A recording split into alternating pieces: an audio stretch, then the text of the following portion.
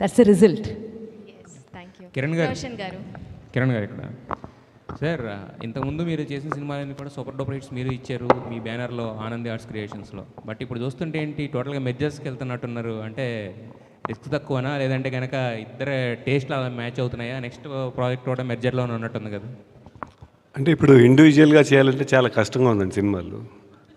Uncle మాతో పని చేయించడానికి అది అందరూ పని పంచుకొని ఒకళ్ళొకళ్ళు పని చేసుకుంటేనే ఇంత పెద్ద సినిమా తీయగలిగాం.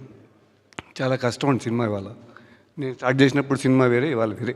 అంటే ఇన్ టర్మ్స్ ఆఫ్ అంటే కష్టం అంటే ఎలా సార్? అది అంటే మేకింగ్లోనే చాలా తేడా వచ్చేసిందండి. నా ఫస్ట్ పిక్చరు 99లో తీసినప్పటికీ ఇప్పటికీ చాలా తేడా. నేను వెళ్ళి మాట్లాడితే వాళ్ళ కోపాలు వస్తాయి కాబట్టి వెళ్ళి అట్లాంటి వాళ్ళు ఉండి మాట్లాడుకోవచ్చు. మీకు మీరు కోరుకునే సపోర్ట్ అంతా స్వప్న గారి దగ్గర నుంచి జరుగుతుందా? స్వప్న, మిక్కీ, వీళ్ళ ఐదుగురే హీరో అండి ఈ సినిమాకి. ఎవరంగా వీళ్ళ ఐదుగురే హీరో. ఇవాళ సినిమా ఎంత బాగా వచ్చిందంట కారణం వీళ్ళే.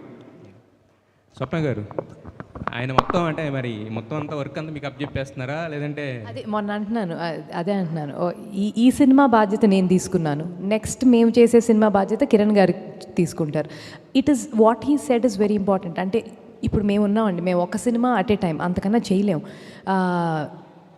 It's something that we don't enjoy. ఇలా చేయడం వల్ల ఏమవుతుందంటే we can churn slightly big good number of films ఒకళ్ళొక ఫుల్గా ఒక బాధ్యత తీసుకుని చక్కగా అది నిర్వహించడంలో. అంటే కొత్త హీరోలు ఎవరైనా కూడా స్వప్న సినిమా వైపు చూస్తారు. ఎందుకంటే మీరు అన్నట్టు రోషన్ ఒక సినిమాతో స్టార్ అయిపోయాడు, జూనియర్ ఎన్టీఆర్ గారి దగ్గర నుంచి ప్రతి ఒక్కరికి కూడా అంటే స్వప్న సినిమాలో చేస్తే కనుక బీయింగ్ ఏ స్టార్ అనేది ఒకటి పడిపోయింది. ఇప్పుడు నెక్స్ట్ కృష్ణ గారి వంశం నుంచి మళ్ళీ ఇంకో కొత్త స్టార్ను కూడా చేస్తున్నారు కదా. సో అనుకోవచ్చా మళ్ళీ నెక్స్ట్ అలాంటి ఒక ఇదని చెప్పేసి? అదే అంటున్నా, ఇది మేము చేసేది కాదండి, మేము తీసే సినిమా చేసేది అంతే. అది కూడా అవుతుందని అనుకుంటున్నాం. కల్కి ఫిబ్రవరి నుంచి అంటున్నారు, ఎంతవరకు కరెక్ట్ అది? మేము విన్న న్యూస్ ప్రకారం చెప్పేస్తాం, ఎప్పుడు రెడీ అయితే అప్పుడు మేము మీకు ముందే చెప్తాం. రోషన్ గారు ఇక్కడ సార్, అంటే బేసిక్గా ఇందాక స్వప్న గారే స్టేట్మెంట్ ఇచ్చారు, రోషన్ బికేమ్ స్టార్ అని చెప్పి. బేసిక్గా ఏంటంటే చాలామంది చాలా సినిమాలు చేసిన తర్వాత స్టార్ వస్తారు. బట్ మీకేంటంటే ఈ సినిమాలో లుక్స్ వైజ్ కానీ పర్ఫార్మెన్స్ వైజ్ కానీ ప్రతి దానికి స్కోప్ దొరికింది. సో ఒక సినిమాతో స్టార్ అని చెప్పి ఒక ప్రొడ్యూసరు లేదంటే ఒక మీడియాను అంటాం కాదు, ఈరోజు ప్రజలు అంటున్నారు, చాలామంది ఆడియన్స్ అంటున్నారు. సో ఈ స్టేట్మెంట్ ఎలా తీసుకుంటారు? సో నిజంగానా